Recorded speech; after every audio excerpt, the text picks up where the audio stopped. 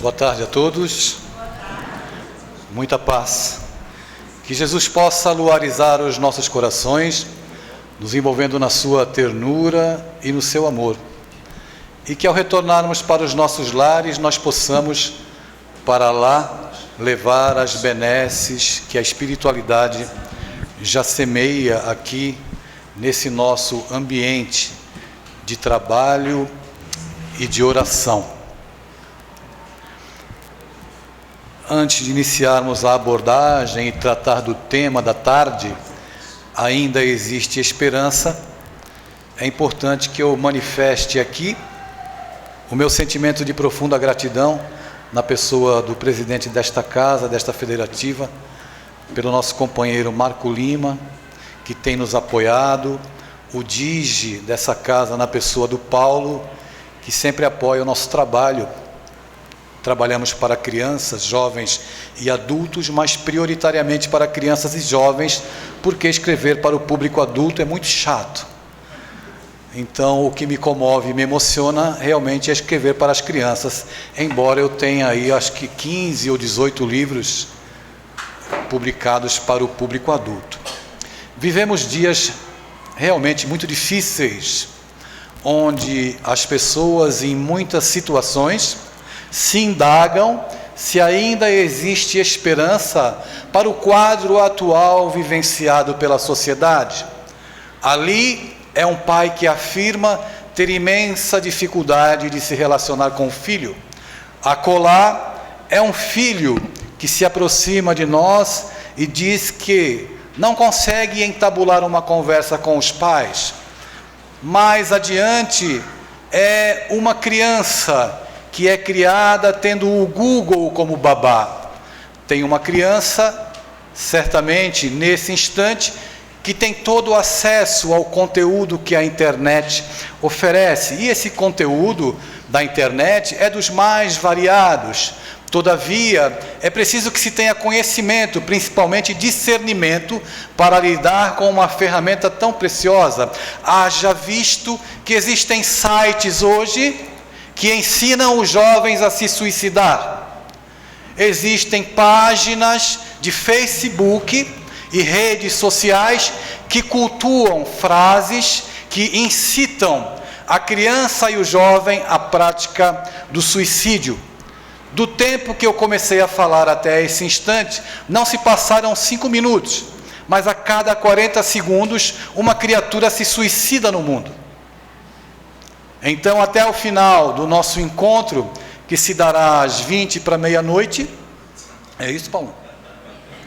Até o final do nosso encontro, que se dará às 18 horas, quantas pessoas ao redor do mundo não terão se suicidado? Porque não têm esperança, porque não enxergam a vida com o propósito verdadeiro que a vida nos dá.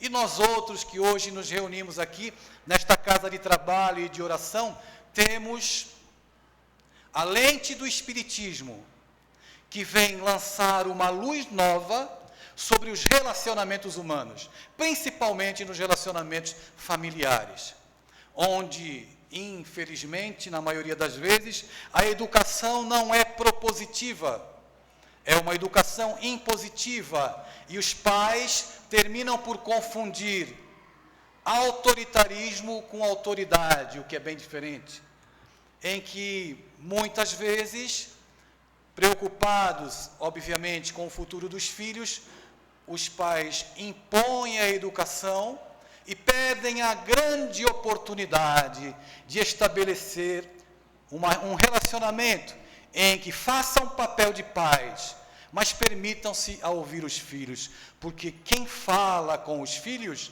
não conhece os filhos que tem.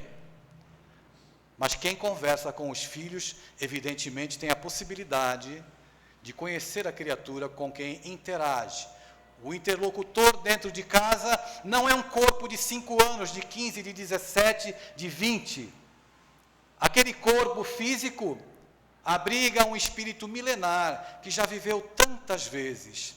E diante das dores, dos sofrimentos que a sociedade experimenta, nós, espíritas, devemos sair da fila daqueles que só reclamam e se queixam da vida. E precisamos passar para a fila pequena daqueles que têm muito a agradecer, porque de fato temos um tesouro nas mãos. Porque de fato o Espiritismo trouxe para nós uma lente nova para contemplarmos os velhos problemas humanos. Uma lente nova para que possamos olhar para a nossa família não como uma instituição falida em que todo mundo rema numa direção diferente. Nós podemos hoje olhar pela ótica da doutrina espírita e por aquilo que ela nos propõe para a família e entender que ali está a nossa primeira turma de alunos, os nossos colegas de classe, no instituto familiar chamado família.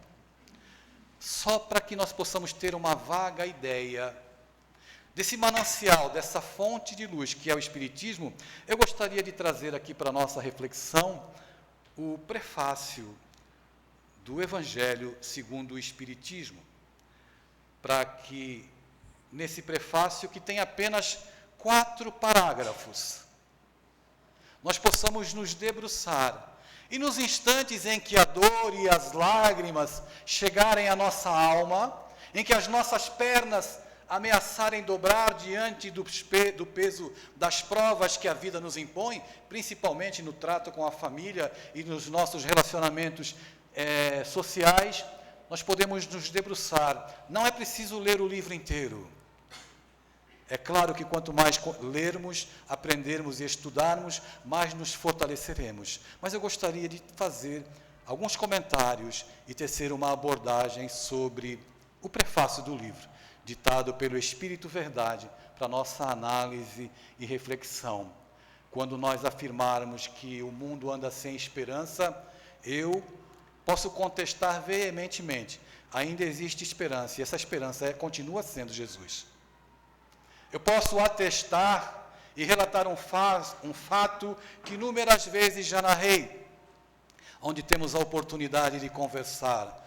Ano de 1971, Avenida Brigadeiro Luiz Antônio, próximo ao teatro da antiga TV Tupi. A multidão se comprimia em filas imensas para assistir ao programa Pinga Fogo, tão aguardado e tão famoso na época. A TV Tupi era a Rede Globo daqueles tempos. Um veículo contorna a Avenida Brigadeiro Luiz Antônio para levar o convidado da noite, Francisco Cândido Xavier. Um interlocutor dentro do carro, ao lado do Chico, olha para Chico e aponta satisfeito: veja, Francisco, quantas pessoas vieram te ver? Ele olha o número imenso de pessoas e redargue com aquele jeito característico de quem sabia certamente das coisas. Estas pessoas não vieram me ver. Estas pessoas estão com uma saudade imensa de Jesus. É assim que nos encontramos hoje, com essa saudade imensa, com essa saudade do Cristo, principalmente quando não sabemos como lidar com o atritar que acontece dentro do nosso lar, ou aonde formos chamados a testemunhar a nossa fé. O primeiro parágrafo do Evangelho segundo o Espiritismo, em seu prefácio, nos diz assim: os Espíritos do Senhor, que são as virtudes do céu, como um imenso exército que se movimenta ao receber a ordem de comando, espalham-se sobre toda a face da terra, semelhantes a estrelas cadentes, vêm iluminar o caminho e abrir os olhos aos cegos. Os Espíritos do Senhor, que são as virtudes dos céus, eu repito, como um imenso exército que se movimenta, ao receber a ordem de comando, espalham-se sobre toda a face da terra. Nós, por um atavismo ainda que demonstra toda a nossa ignorância e o nosso analfabetismo com relação às coisas espirituais, porque nós ainda somos analfabetos das coisas espirituais, fazem com que a gente pense que esses Espíritos do Senhor, que caem como estrelas cadentes por sobre toda a terra, só se manifestam nas reuniões mediúnicas ou só se manifestam dentro das federativas. Estes Espíritos do Senhor, que como estrelas cadentes caem por sobre toda a terra, o prefácio não nos diz que eles sejam apenas espíritos desencarnados. Então, estes mesmos espíritos, essas estrelas cadentes, podem estar pousando e caindo no nosso lar, como um filho querido, como a esposa compreensiva e amiga, como um marido que é o companheiro fiel. Estes espíritos que caem sobre toda a terra vêm nos auxiliar para a nossa trajetória no mundo. Nós precisamos trazer a doutrina espírita para a rotina da nossa vida. Nós situamos o mundo espiritual como se ele estivesse num local geograficamente localizado, alhures, longe de nós. E nós estamos inseridos no mundo espiritual. Consequentemente, sofremos toda a influência dos espíritos, desencarnados e encarnados. Mas nós temos imensa dificuldade em lançar um olhar para compreender que, assim como afirma Paulo, que nós vivemos cercados por uma multidão de testemunhas, que nós trombamos, influenciamos-nos mutuamente, rotineiramente, a cada minuto, a cada instante, todos nós somos influenciados pelos Espíritos. E essa influência não se dá apenas de maneira perniciosa, quando as nossas tendências menos felizes afloram e nós temos pensamentos tormentosos e pensamentos até sinistros, como dizem os jovens. De maneira alguma, os Espíritos do Senhor, que são as virtudes do céu, podem chegar até nós através do abraço de um amigo. Os Espíritos do Senhor, que são as virtudes do céu, podem chegar até nós através de uma mensagem singela. Mas nós, com esse atavismo, eu volto a repetir, que revela a nossa ignorância, entendemos que o Espírito que vai nos trazer uma comunicação, um alento, uma força para continuarmos na nossa batalha pelo mundo, deve se apresentar de uma forma que impressione os nossos sentidos. Mas não há sentidos que se devam impressionar além dos sentidos do coração. Os sentidos mais simples da nossa alma. Aquela mensagem do eu te amo. Aquela mensagem do eu preciso de você. Por isso que nós apelamos invariavelmente para os pais e para as mães. Pais, mães, por favor, parem de falar com seus filhos. Não falem mais com seus filhos. Por favor, comecem a conversar.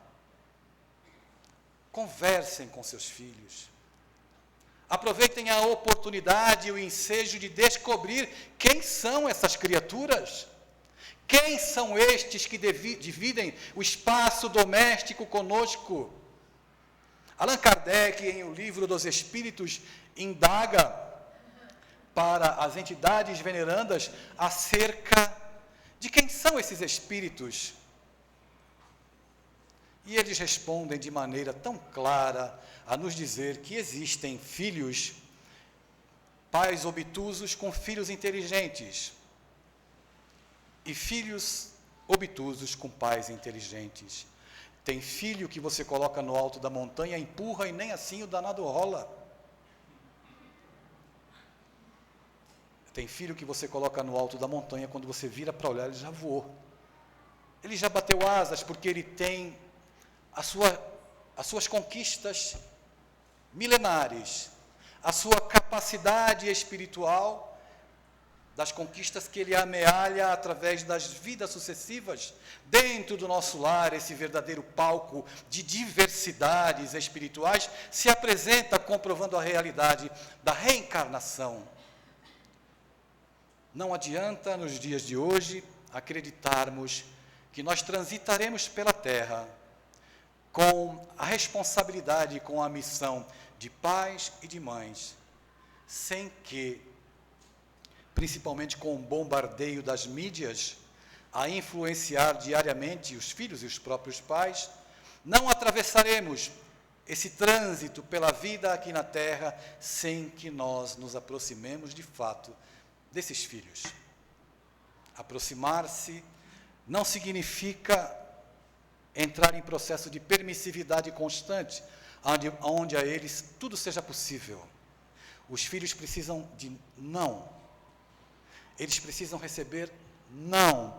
Os filhos precisam de limites, porque só assim eles entenderão que se os limites são impostos dentro de casa, é preciso se comportar também com limites em sociedade. E a responsabilidade, eu volto a repetir, ela é imensa. Estas criaturas, estes pássaros que vêm em voo migratório pela terra, passando por nosso planeta e que pousam no ninho do nosso lar, precisam seguir seus voos em busca da própria redenção. E é no nosso lar que eles devem receber o fortalecimento para seguir adiante. Muitas pessoas querem ter um relacionamento sério com Deus, querem se aproximar de Deus, mas não conseguem desligar o celular quando estão dentro de uma instituição em busca de apoio, de socorro espiritual. Muitas pessoas querem a intimidade com Deus e choram as suas mágoas, erguendo a mão ao céu, pedindo: Senhor, me ajude. Mas eu não consigo me desligar do terra a terra, permitindo assim que o meu psiquismo se abra, meu coração esteja pronto para receber o auxílio que vem de Deus. Porque tudo meu é mais urgente, porque o meu problema é maior do que o seu, porque a minha pressa é maior do que a sua, e nós perdemos uma imensa oportunidade de bebermos da fonte, daquilo que o Espiritismo nos oferta e principalmente nos chama a responsabilidade perante a vida. Aqui, no trânsito que fazemos nesse mundo,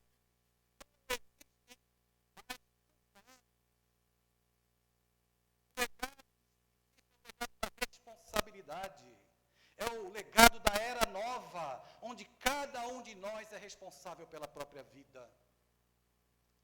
E os Espíritos do Senhor continuam caindo como estrelas cadentes, nos chamando a atenção, pedindo para que sigamos adiante. Ei, preste atenção, largue essas bengalas psicológicas e emocionais que te fragilizam, pare de arranjar culpados para as escolhas infelizes que fizestes durante a tua vida. Não, mas eu vou tomar o passe vai resolver. O passe não resolve a vida de ninguém.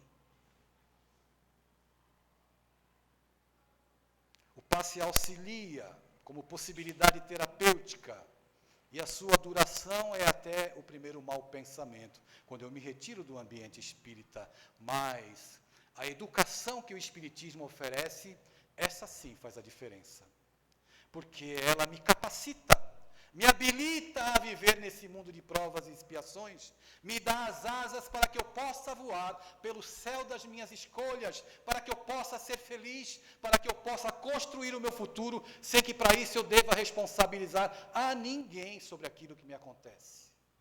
É o legado da responsabilidade.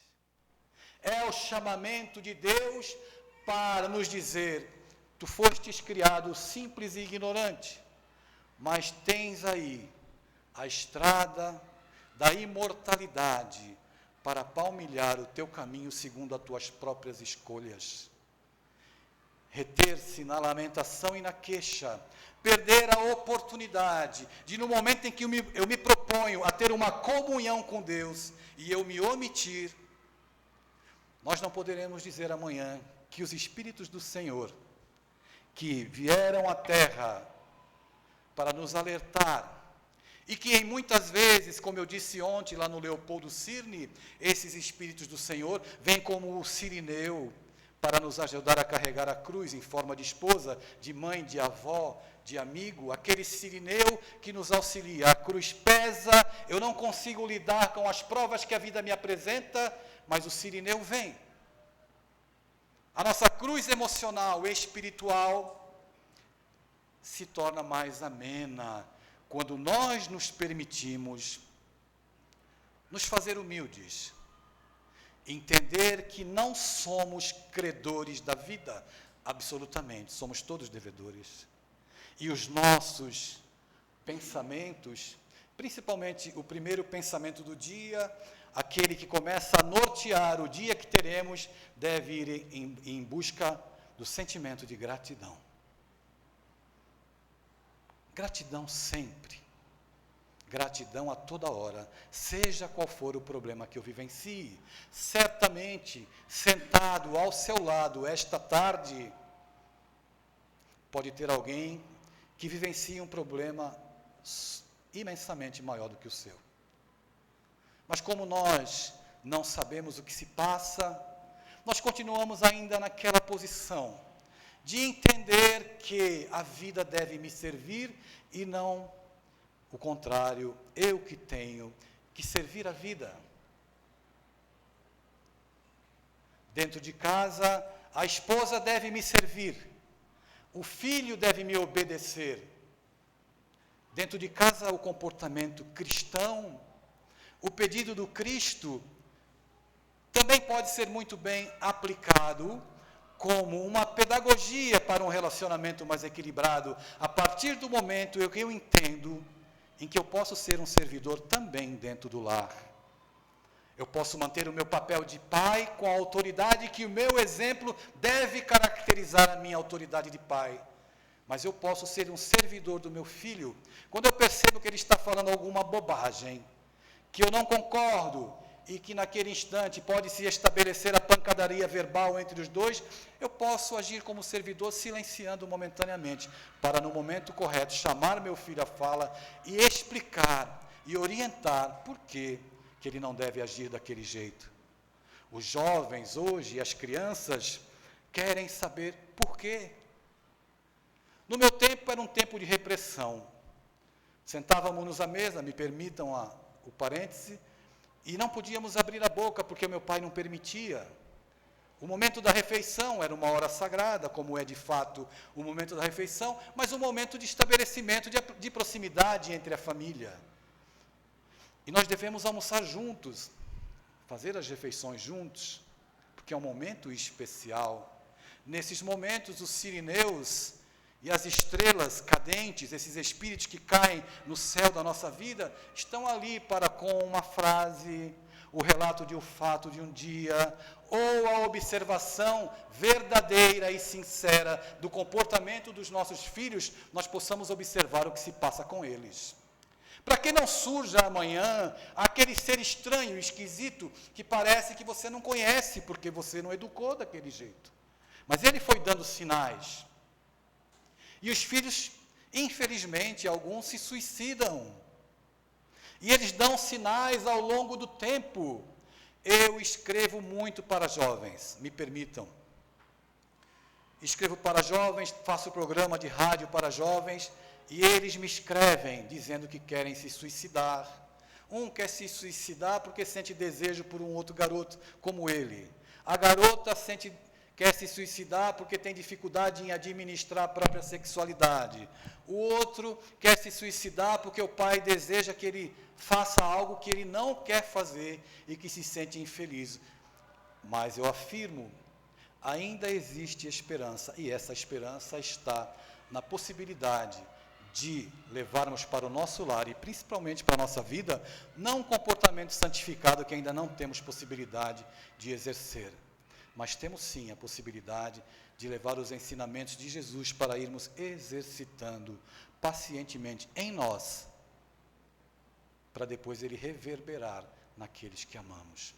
São tantas as dores e tantas as lágrimas, são tantos os jovens, existem crianças se suicidando. O fruto desse nosso trabalho, do livro Ainda Existe Esperança, que daqui a pouco eu falarei sobre ele, vai para a Escola Espírita Maria da Conceição Nogueira, um anexo da Federação Espírita Pernambucana, no bairro da Mostardinha, em Recife.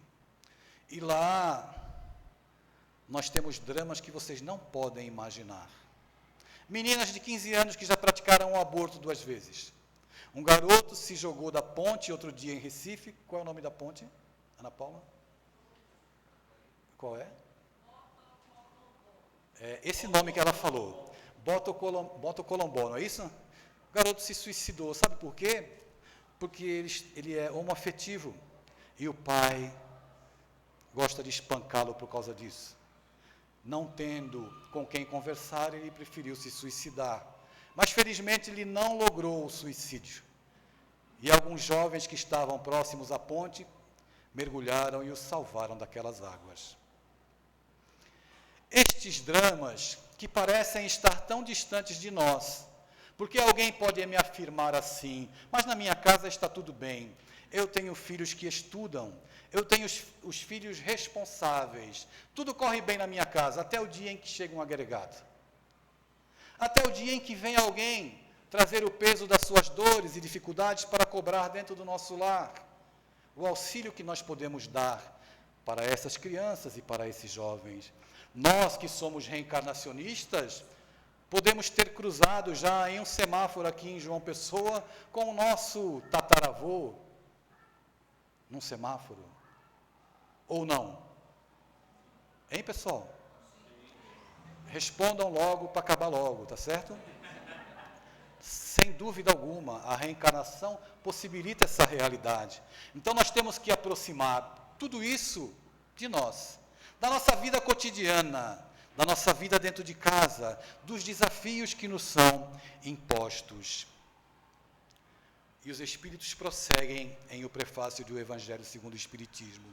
Eu vos digo em verdade que são chegados os tempos em que todas as coisas devem ser restabelecidas no seu verdadeiro sentido, para dissipar as trevas, confundir os orgulhosos e glorificar os justos. Os tempos não vão chegar, os tempos já chegaram. Estes são os tempos em que todas as coisas serão restabelecidas. E que coisas são essas?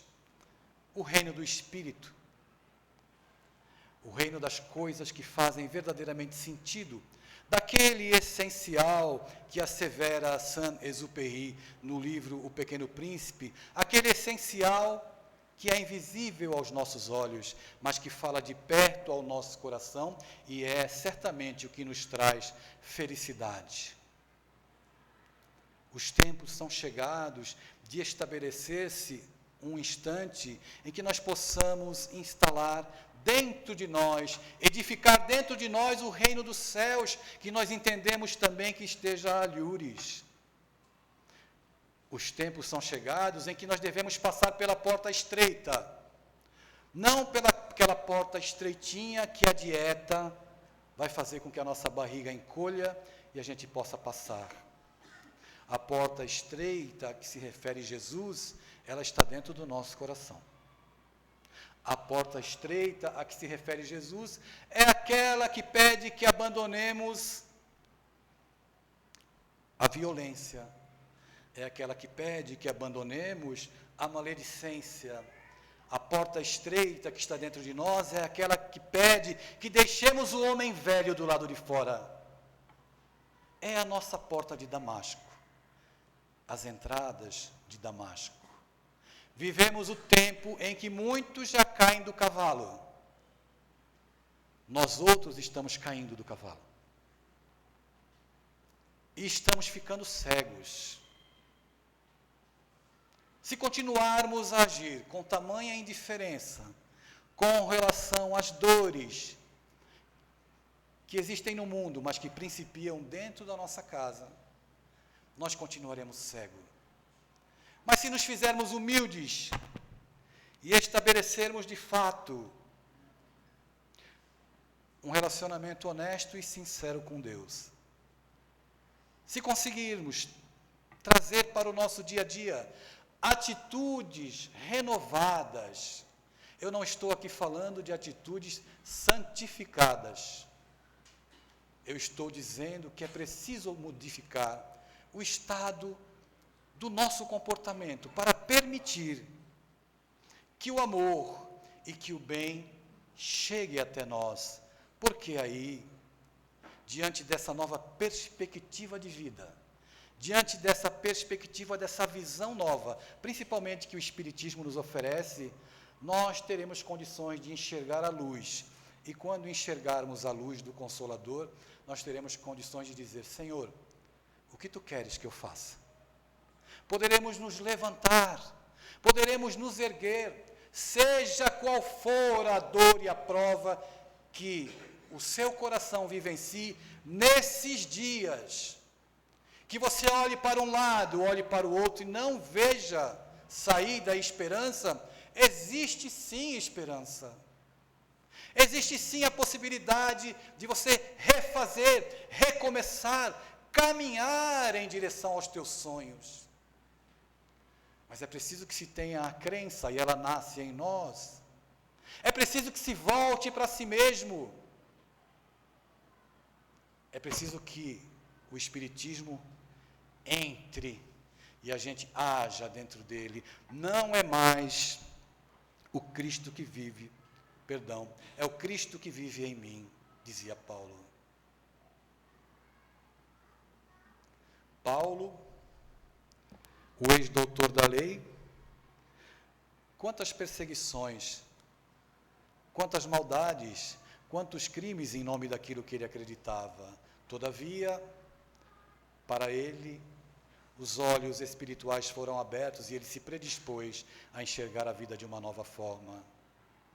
Não existe diferença entre Paulo e nós, talvez a vontade. Filho de Deus como nós, princípio inteligente como nós, e somos nós que devemos lançar mão dessa condição. Tomai sobre vós o meu jugo. E eu gostaria até de ler, no item 3 do capítulo 6, o Espírito Consolador, este parágrafo que é assim, pleno de consolo e de esperança.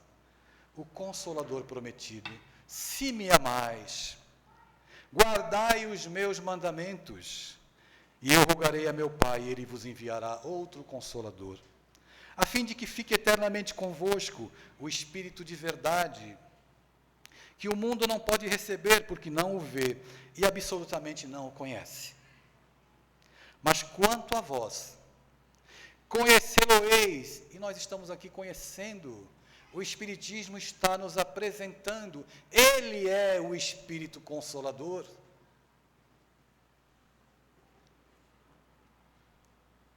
Porque ficará convosco e estará em vós.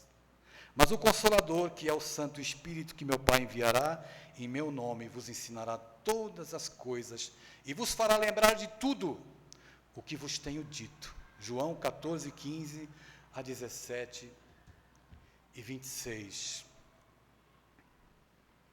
O que nos falta para entendermos definitivamente que estamos apenas em trânsito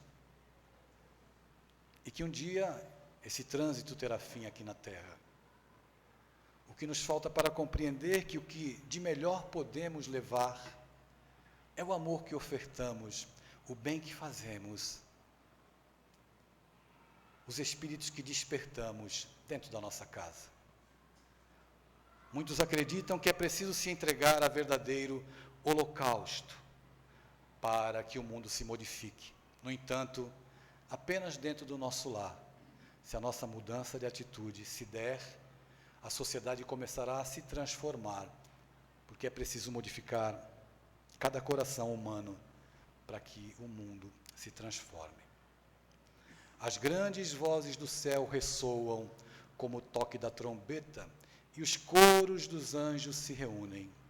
Homens, nós vos convidamos ao divino concerto, que vossas mãos tomem a lira, que vossas vozes se unam e num hino sagrado se estendam e vibrem de um extremo do universo ao outro. Que vossas mãos tomem a lira. Que lira será essa? Que melodia será essa que nós devemos entoar para que as coisas se modifiquem, se não for a melodia da educação? Uma criança evangelizada hoje é um perturbado a menos na fila do passe amanhã. Um jovem educado hoje é uma família mais bem estruturada amanhã. Quando os espíritos nos pedem para tomar a lira, Eles nos pedem para que sigamos como pais, educadores responsáveis, preocupando-nos com a formação acadêmica dos nossos filhos, para que o futuro deles na Terra, materialmente falando, possa ser garantido, possa estar garantido. Mas mais do que isso, eles nos pedem para nos preocuparmos também com a formação espiritual dos nossos filhos, que é muito mais importante que a formação acadêmica. É muito importante evangelizar a criança e o jovem, para que a sociedade mude. Quem acredita que a reunião de evangelização infantil é apenas uma brincadeira, onde as pessoas se reúnem para tomar conta dos nossos filhos e netos, enquanto estamos assistindo palestras, estamos redondamente enganados, porque existem bastidores espirituais nessas reuniões de evangelização infantil, assim como existem também bastidores espirituais dessas reuniões juvenis. E nós precisamos estar atentos para perceber tudo isso. Olhamos a configuração arquitetônica aqui do prédio e parece que nós não estamos num templo religioso, mas estamos. Olhamos a configuração arquitetônica e não nos damos conta de que estamos numa universidade de almas, num verdadeiro hospital, onde nós, os enfermos, os pacientes, precisamos da educação, porque fora da educação não há solução para que o estado de coisas que vivenciamos hoje na nossa sociedade possa se transformar. É preciso ter olhos de ver, ouvidos de ouvir e, principalmente, coração para sentir o que se passa hoje e aquilo que o Consolador nos traz para os dias atuais. Encerrando o prefácio do Evangelho segundo o Espiritismo, o Espírito de verdade nos diz: homens, irmãos amados, estamos juntos de vós, amai-vos também uns aos outros e dizei do fundo de vosso coração, fazendo a vontade do Pai que está nos céus, Senhor, Senhor, e poderás entrar no reino dos céus. O Espírito de verdade. E esse reino dos céus também não é um local geograficamente localizado. O reino dos céus é, sem dúvida alguma, um estado espiritual e de consciência que a criatura toma e passa a viver dentro desse estado de consciência altamente libertador. É como se, alcançando esse estágio de reino dos céus, nós adquiríssemos uma nova visão para a vida, e é possível se viver já as benesses desse reino dos céus aqui na terra, para aqueles que conseguem ter práticas consoantes com o reino dos céus, práticas consoantes com o amor, com o Evangelho. É preciso ter práticas consoantes com a paz e com o equilíbrio, aquelas que não nos deixam reagir no trânsito quando alguém nos fecha, aquela que nos dá paciência quando enfrentamos alguma fila e não desejamos furar a fila.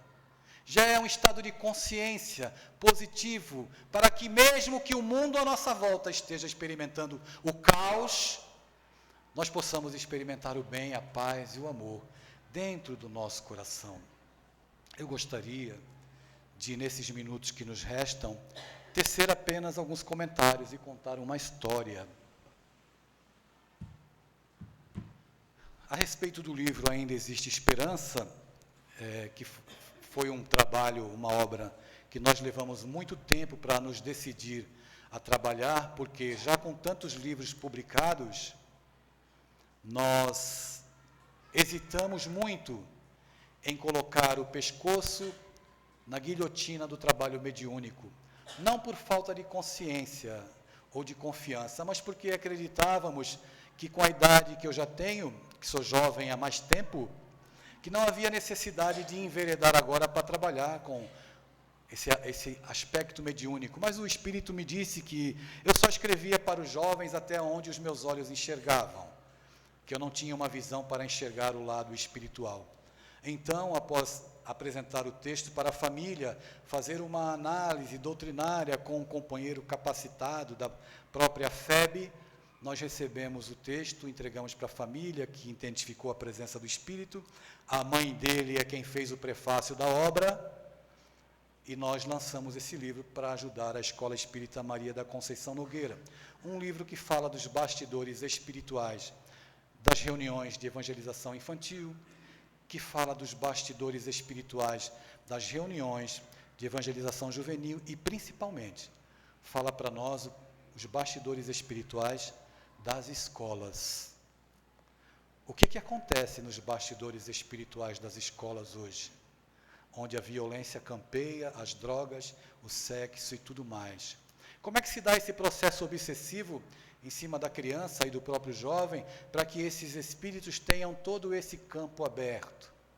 Onde é que está a chave, a porta de entrada, para que esses espíritos tenham tanta ascendência hoje a causar o tipo de coisas que assistimos todos os dias na televisão? Então, a proposta do livro é narrar, apresentar esses bastidores. E agradecidos à Federação pela oportunidade de trazer este livro, nós gostaríamos de dividir com aqueles que desejarem conhecer o livro. Nós estaremos ali fora. Quem não quiser o livro, não tem problema. Estaremos lá para distribuir abraços grátis, o que é sempre uma alegria. Mas eu gostaria de pedir, para encerrar esse nosso encontro, eu gostaria de contar uma história.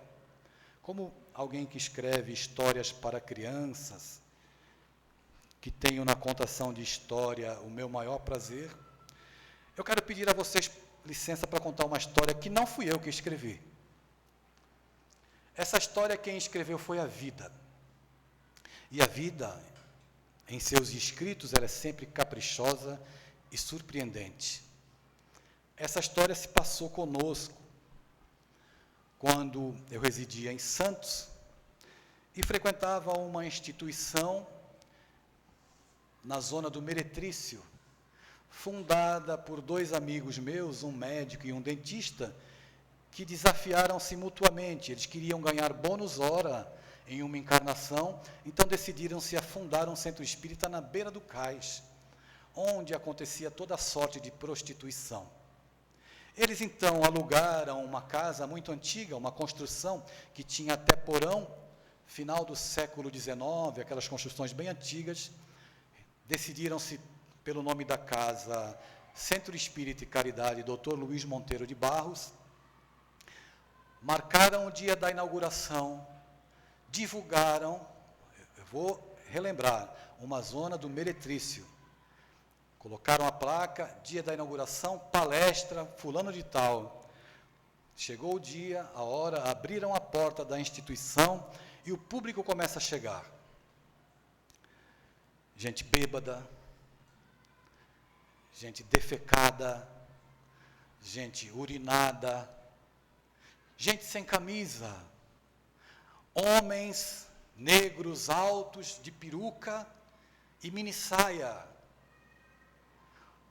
Entraram, lotou a pequena assembleia, eles olharam para a assembleia e a palestra, eu vou repetir a palestra com todas as palavras, e não vou levar muito tempo. A palestra foi assim: sejam bem-vindos, muita paz, até outro dia. Porque ninguém sabia o que falar para aquele público. Eles levaram um susto, um público que fedia. E eles tentaram argumentar, mas não havia o que dizer, porque você não vai falar de Jesus para quem está nessas condições, porque ele não vai ouvir. Ele está bêbado, ele está drogado. Na próxima reunião, nova palestra, sejam bem-vindos, tem aqui um absorvente para você, tem aqui um sabonete para você, um Presto Barba, nós temos ali alguns chuveiros, temos ali um creme de barbear, temos pasta de dente, temos sabonete, temos shampoo. Sejam bem-vindos, vão tomar banho, se alguém quiser, trocar de roupa, colocar sapatos. E eles foram. E na semana seguinte voltaram em busca de Presto Barba, de absorvente. E dali 6 meses já tinha uma palestra de 15 minutos. Já pararam de entrar sem camisa, e alguns pararam de entrar bêbados, então começou-se a aplicar o passe. E o passe acontecia. E começou-se a dar café da manhã, e depois a dar jantar, e dar café. E o meu amigo, que é dentista, em pouco tempo estava fazendo implante na boca de morador de rua. E o outro, que era médico, já estava dando consultas para os moradores de rua. E a casa foi ganhando credibilidade, e veio alguém e disse assim: vocês estão pagando o aluguel? Estamos. Quanto custa uma casa aqui? Custa tanto. Tomem tanto e podem comprar a casa. E veio outra pessoa e disse assim: olha, comprem mais uma casa para aumentar o trabalho de vocês. E compraram a casa, e a casa cresceu. E mais moradores de rua vinham e tomavam seus banhos, e recebiam passe, sopa, café, e a palestra agora já tinha meia hora. Já se falava de evangelho, e pararam de entrar bêbados, e pararam de entrar defecados, e entravam seres humanos, filhos do Calvário, que a doutrina espírita consegue despertar. Certo dia, eu fui convidado a contar histórias lá. E fui. Domingo às 7 horas da manhã, chegamos mais cedo, ajudamos a preparar o café da manhã. E eles entraram, eles vêm da noite, vêm, sabe-se lá Deus de onde, naquelas condições terríveis. E eu contei uma história para eles, eu contei a história da galinha que se acreditava, da águia que se acreditava galinha. E quando eu acabei de contar a história, eles aplaudiram. E eu fiquei surpreso, eles entenderam. E eu me decidi então, a todos os domingos, quando eu não tinha viagens de divulgação marcadas, eu ia para lá contar histórias. E num domingo, me deu uma vontade diferente. E eu pensei comigo mesmo: hoje eu vou desafiar estes moradores de rua. Contei a história e disse assim: agora eu quero saber quem de vocês tem coragem de me dar um abraço. Meu Deus! Formou-se uma fila. Um senhor do cabelo branco à minha direita já pulou, já veio na frente. E veio aquele negão de mini saia. E veio aquele outro, e aquela outra, e aquele jovem, e formaram uma fila, e à medida que eu abraçava, eu pensava: Senhor, há quanto tempo essa criatura não deve receber um abraço? E eu pensei assim: bom, a partir de domingo que vem, eu reforço o meu desodorante, e volto a contar histórias. E fiquei contando histórias lá durante um tempo. Nessa época, o meu filho, Vitor, que trabalha no Tribunal de Justiça de São Paulo, mora na capital paulista. Nessa época ele estava solteiro, hoje ele está casado. E ele morava sozinho, 100 quilômetros de distância da minha casa. Eu morava na Baixada Santista, ele mora em São Paulo, capital. E o Vitor morava sozinho. Certa noite, um domingo à noite, o Vitor vai para o banheiro, senta no vaso sanitário, dá um mau jeito na coluna e cai no chão do banheiro. E não consegue se mexer mais. E grita por socorro. E os vizinhos chamam o corpo de bombeiros. E o corpo de bombeiros chega na porta do apartamento do meu filho e arromba a porta para poder entrar, encontra meu filho caído no chão do banheiro, não é? Com aquela roupinha velha que a gente gosta de dormir, aquela camiseta furada, aqueles shortinhos velhos. Pegaram meu filho, colocaram na maca e levaram para o hospital ali no centro de São Paulo. Chegando lá, aplicaram-lhe uma injeção. A dor passou. Mas ele estava sem carteira, sem celular, sem nada.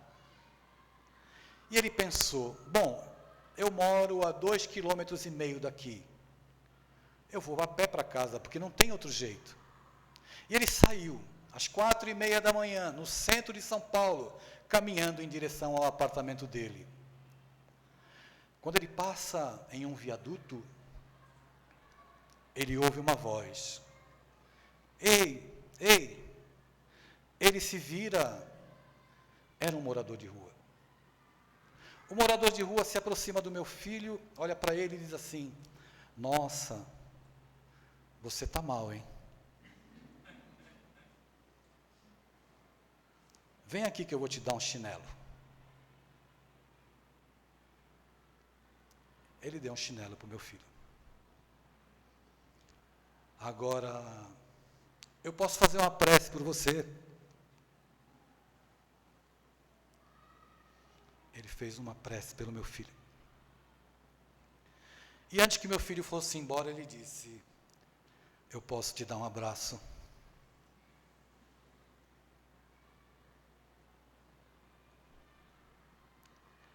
E ele deu um abraço no meu filho. E meu filho foi para casa, e esperou amanhecer e me telefonou para me contar essa história que nem nas minhas melhores inspirações eu conseguiria escrever, porque foi a vida que escreveu. E ele disse para mim: agora eu já sei o que tu anda fazendo em Santos. São manifestações da misericórdia divina. É a vida, de uma forma ou de outra, que vem dizer ao nosso coração que existe esperança. É a vida, é o Cristo que sinaliza, pedindo para que nós possamos, com os nossos esforços, mesmo que sejam pequeninos, caminhar em sua direção. Se nós nos mantivermos fiéis, sem o desejo de sermos heróis, lutando mesmo contra as nossas mazelas e imperfeições, chegará um dia em que Ele, como esperou por Paulo, por Maria de Magdala, por Joana de Cusa, Ele estará nos aguardando e dizendo para nós: seja bem-vindo em meu reino, porque fostes fiel até o fim. Muita paz.